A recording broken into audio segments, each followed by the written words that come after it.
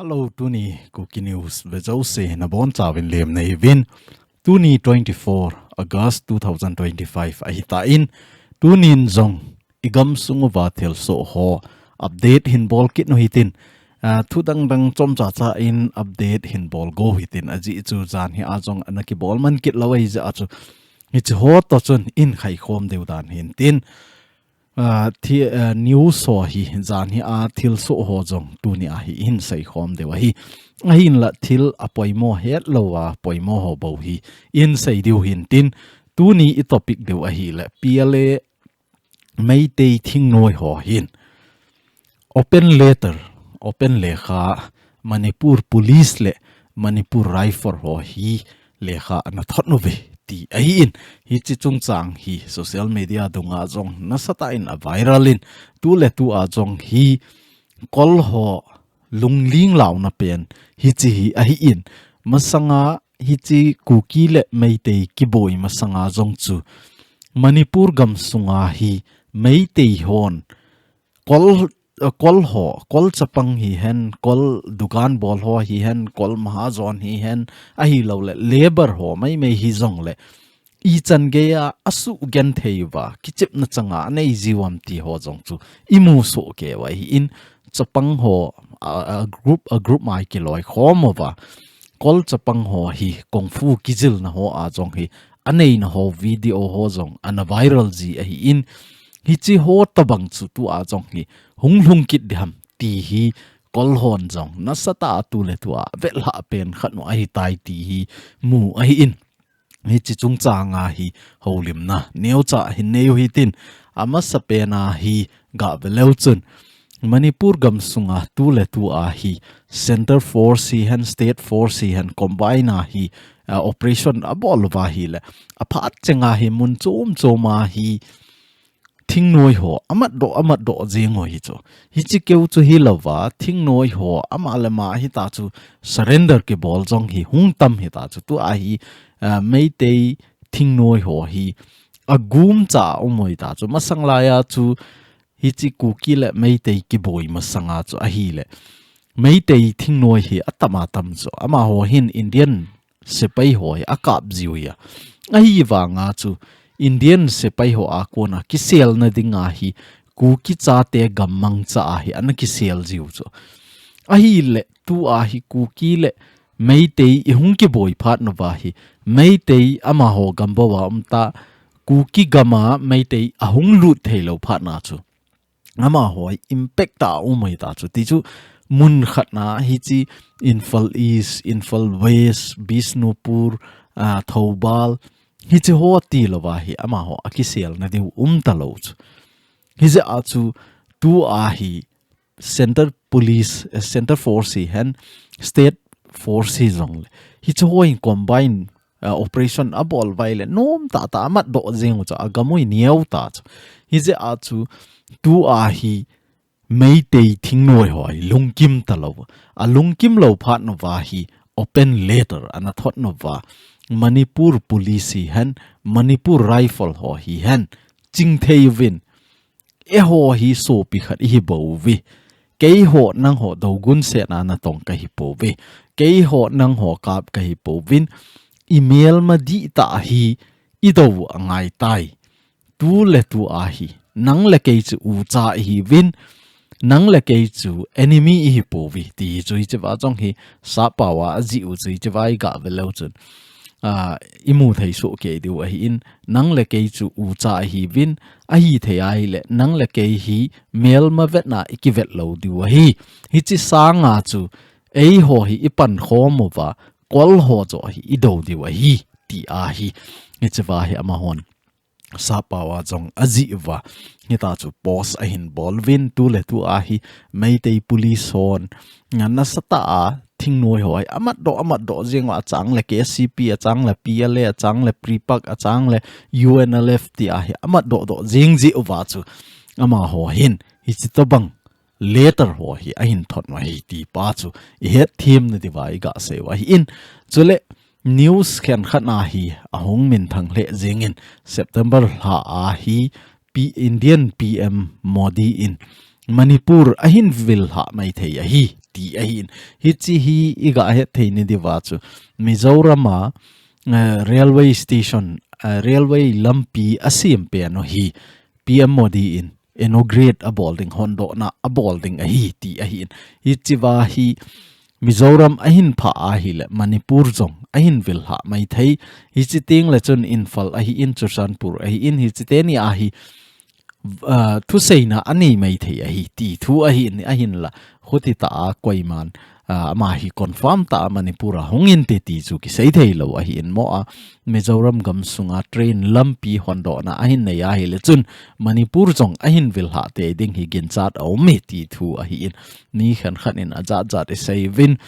operation tu le tu ai SOO hoto talk anei ji win hi chi zong hi a progress le jingin hi chi ji a chu tu a Manipur sunga PR om ki na hi le hi chi sunga hi Modi in ipiam khat wang hin phung do tan ti ti hi ikinep naw a hi in a hin la hi chi chu hi dinga hi ta san om po in Kuki-Zo te ipan khomowa lungdet ta idin lai sewa cho e hodinga kichat na imacha lo a hi bowen a hin la tu a hi acha chom chom i seva e ho ka kina na cha chom chom au ma hi le chun aman jong a hin vil ha lo ding ai million milal a hi lawai le nga ama India adinga PM khat a hi in Manipur gam boina cho ama hung hen lang hung vil jong le a be asu ding cho aman jong a value a ki het na hi kei ga chi ing katin thu seina ga nei ing katin ka thu hin la hi leo kei ka chi lo chu kan lo ding ka ga ki su niaw mai ding a hi ti hi aman jong ama mo lo hi PM pan jong hi ja chu thil khat solution a ding ting lawang chu a hin vil ha te ding chu gen chat hi ti zo a hi het thim na divai ga se wa hi in chule tu hin YPA ho thu phone ga ngai leo hen ama hon thu phone ai nei naw hi chapang ho curfew koi ding ti hi a hi in hi chi hi August 22 ni a patna ki pan a hi ta in bongmol area langa hi ki pan a hi ta in ti chu young paite association hon thupon a hin bol a hi in hi chi to bang hi a hoi le jingin I gam sungu wa nu le pa te a hi lawai le Kuki-Zo te I phat lo da no hi tu a aga I hin lo a hi ta in ti chu I gam sungu vai kham na thei ho bol po te a hi lawai le pa chale ho sumangoi te ti wa hi le mi khan khanin sum dei man a hi lo la in chen siam no mana chu hi chi drug so a ki veya na in to ji wa chu tu a inam pum pin chong min si na a to a hi in hi chi chung changa hi tu chunga jong hi YPA ten thu phone a hin bol wa chapang ho curfew a bol khumo hi in hi chi wa ama hon a seina wa hi a hi le chapang ho zan pungu ma patna curfew ki koi ding a hi tai hi chi ama ho area ki seyo bo chu bong mol khosung ho ma a seyo a hi in a hin la a thu phone no le a veng sung ki vet kol dan a hoi je a chu muntina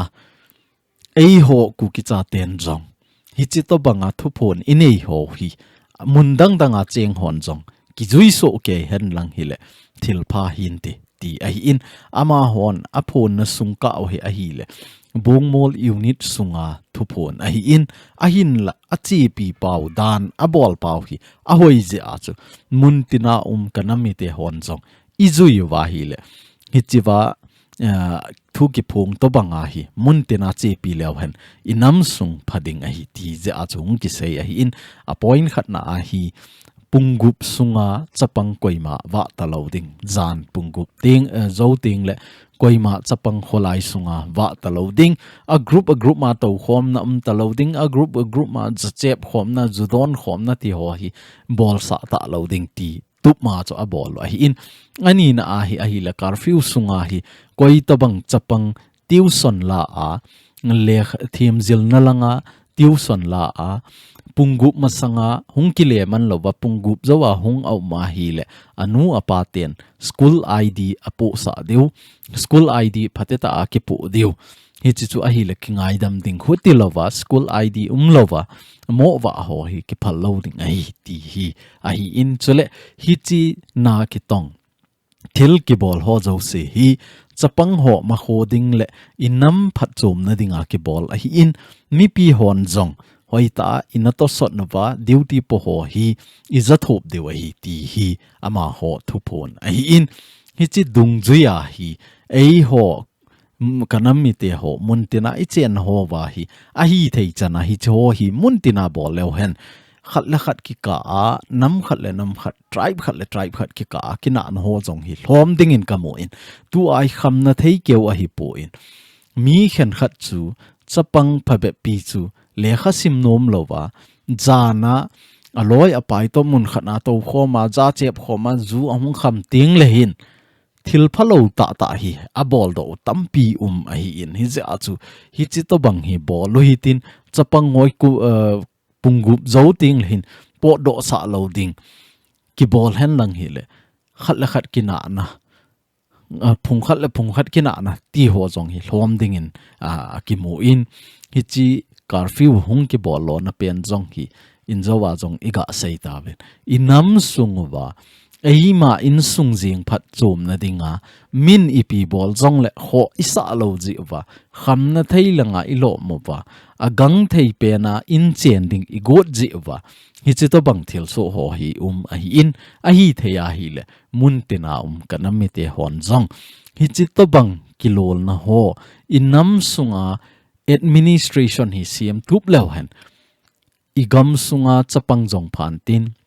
anu apa jong ki pa in tin icha te future jong bright ding a hi ti chu ga sei do a hi in chule tu hin sahil ka ho thupun ga vekil law hen jing ni kho ti chu 26 ting la hin 26 August 2025 ting la hin Nepali le kuki ki ka leader so CSO leader ho ki ho na ding a hi in iza chu a hi theya hi le gam sunga ti chu Sadar Hills gamsunga kiloi khomna somni lenga ho jong hi leader ho nong jaw so ke de win tepna ahong ki bole ti achu sahil ka hon jong CSO leader ho tepna ahin bolove ti ahin hi chi hi amun ding a hi le thlang ki choi village hiding ani kho hi a hi le 26/8/2025 Tuesday ni hiding aban le aphat hi a hi le pungsom le ni hitting a hiti pa chu avela in ke sa ke no hin tin sadaril sunga I chen khom pi ho hi hoi ta I hon jong I ke ho to pi wa hi tai khat la khat ke het thim na I to jing wa hi le I gam sung wa boy na hi hung lom jep ding hi I vai hop dan le administration bol dan ho hi a hung ki tup chi chi in a ki mu je a chu tu a hi chi to bang hoi avela mi pi hon jong I to sot no wa I to bang thu ki sai ham ti hi ki oi mo lo na dinga choi che ba hong ki team leader ho zo si jong hi zaw ding in avelin hong ki team kin no ben hi aban ki na cho a hi le social media ki mu khat ga sai lo han lam za thang hi interview a ki bolin a hi le ama interview ki bol na a hi ei hon separate administration ithum pau hi ken jong ka support ni ti cho ama jong hin a dei tho chu mo a leader ding e ho nam sung chu ka sei ta chula alu chang hi ding hi ikichu ji thu a hi in a hin la inam pi gen thei ha sat ding hi koiman ki dei lo a hi aman jong a sei na chu sa hi ken jong ka dei a hin la e hon sa iti wang wa hi MLA nation ho hi akito po win tu a jong hi Meitei ho popular government sim ding hita ta hi lo le Meitei ho vai hop na a ho hin MLA ho win pan na sata in alazing ovi hi chi ama hon pan ala jing lai siwa chu hoi la ya e ho hin separate administration imu diwam ti a hi thu seina ananei ti jong hi mu a hi in hi chi zo wa chu UKNA ho hin thu so ahin bol ke press release khat ahin bol ke novin jani ni ho a chu ahin bol lo ahi le ama hon aseyo hi popular government sim ki go Kuki-Zo MLA ho Gihna ahin bol lo ahi ni chi Gihna ai ti chu MLA ho Kuki-Zo MLA som ho koi tabang hi chewa athu ji pau hi ana simleu chun point nga api wa hi in popular government Meitei ho kiloi hom na popular government sim do na dinga kuki MLA ho koita bang pan la a uma hi le aman mo ki pu ding hi capital punishment ki pe ding hi ti hi ngi che poini na jong he ase wai aji chu tu le tu a hi Manipur gam sunga hi president rule a hi in PR ki koi a hi hi chi PR la do na dinga chu government a ki sim tu ngai ai government in vai a hop thailo wa hi le chun agam sunga PR a hi tu le tu a hi igam sunga vai PR mai aji chu ipg hamtil center government in agam sunga vai hop dan a het lova vai hop dan a thep lo je a boina sangta mi pi ki tha to na hung dim set thas hi je a chu center in tu a hi state thu nei na hi ala do a center in avet kol hi chu PR ki ti chu hi chi bana chu tu a hi gam nam gal lai ta SA samphong na hi ji un zana nei ta na bol khil lui zo siu mi pin ki ngai dam a ki to sot jing na hi win kinep pi na hi vi ahin let na lal na hi gamtum ki vai hop na beya so bang ahi ta vi ti ahin ya ba na chu ani na ahi koi to bang koi gam kai hi hen hi chi mail hei te to sarkar sim hom nadia panla zo si capital punishment a na chana kizuya ki pezing ding a hi ti a jong hi phondo na ahin bol wa hi MLA som ho hi koi tabang mail hei government sim do na dinga panla na wa hi na chunguwa capital punishment ki peding hi ti a hi phondo na ahin bol win Gihna ahin nei vi ti jong chu mo ahi in hi chwa hi MLA keu ahi po in koi to bang inam sunguwa hi chi to banga political game hung ki chima in gam inamin tu le tu a separate administration movement kinei na a Meitei igal meteo hin to sot a kha a hi le hi chu ho zo se chu capital punishment ki peding hi ti a hi Department of Home Affairs UKNA hon thu phun a hin nei ta ve ti jong chu ni ga sai be ke no hin tin aba na hi Kuki-Zo council hon meeting notice a hin bol lovin ama ho hin zan hi a chu KIC hall tuibonga hi 23 August 2025 11:30 AM vela chu meeting an nevin azi chu KZC hi tu le tu a Kuki-Zo cha ten kinep na nei ta a political movement nei dinga chu ilen do wa hin hi chi dung juya chu ama ho jong MHA in ahin kowa ki ho na ananeo a hin hi chi wa a ki ho now agenda ho hi kami pi ho thulu na kami pi ho het pi lova ke hon pan la thei po winge ti a chong kinong le a hi win hi chi wa hi HMA in ahin thula na ho jong hi public ta a so do ding hi anom po win hi chi sanga chu ke hon face to face a kimu pi wing katin kami pi ho het thim sa wing katin ama ho thulu na I to bang ham ti hi ki sei phot hen ti a chu meeting ahin bolwa kuki cha te chen na zo se a hi meeting nei ding to gon aneo ahin zan hi a chu tuibonga Churchanpur district sunga hi ahin nei zo a hi ta in aban le hi chi anei zo wa jong hi mabana jong hi to gon anei jing wa hin Churchanpur district sunga jong hi lamkai CSO lamkai ho zo se ko khomova report ho hi phateta api wa hi ta in hi chi bana chu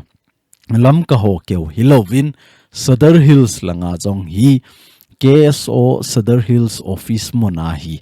jing ni ho 25 August 2025 11 AM teng lahin naked ding hi chi kangkui area sunga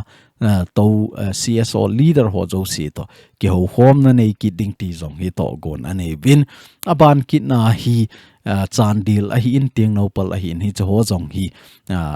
izakai report ki peding mi pi lungel ipi ham ti hi la hom ding ti ho jong hi to gon ane jing ovin ama hon jong tu le tu a hi igam inamin angai chat pen atuma ki vai po na lampi siam theina dinga hi to gon ani jing oveti a hin agenda ho hi a hi le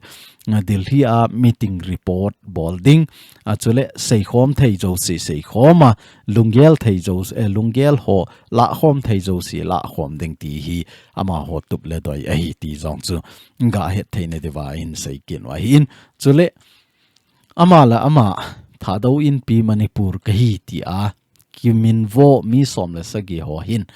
mango thado minahi lekha hin so kin win hi chiwa jong hi I pastor ho a lekha wang hi hoi ta kain sim lo ding a hi na ma win thado ka hi ti win a hin la thado pau amang kit po win sa pau mang cha thu su a bol ji wa hi ni pi thado ham a ki he po in a hin la ama hon a saina wa hi reverend ho a hi in pastor ho a hi win hi chiwa a sei ho zo si jong hi vet na hi la ho kip ngan hi kit na lai a hin hi chi ho jong hi social na a hin bol win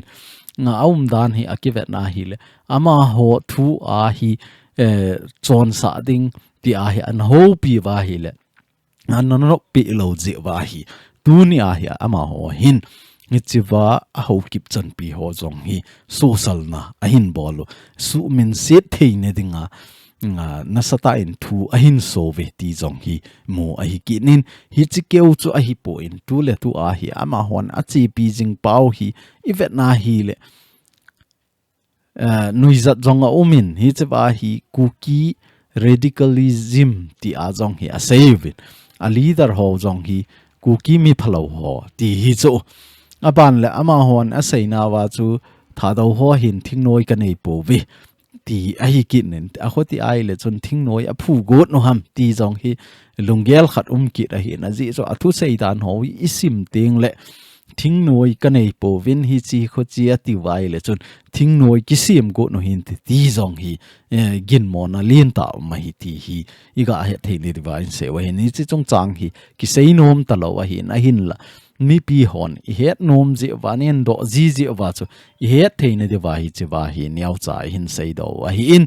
a hi the ya hi le hi che ho hi na sa ding jong a hi po in anop nop ki sei u jong le I ma sa boi na lo a hin hi jong le hi ta hi sa pau mang cha a ku ki cha te su min si na ding le a hi lo wa Meitei ten masanga e ngo na bang wa hi tu a hi ama ho hin pan a hin la pau hi deimo navet sa na chu in sim do wa hi ti pa chu het thim na divai ga se wa in hi chan chu tu ni a Meitei militants PLA hon open letter Manipur police le Manipur rifle ho Gihna ana bolubin chule UKNA hon jong Kuki MLA som ho Gihna ana bolve ti pa chu het thim na diwa I hong ho lim thei naw hi chan chu in tin tuni Kuki news be zo se na chung che win ka ki pa in na bon cha win pathenin phathei na bo jing taw han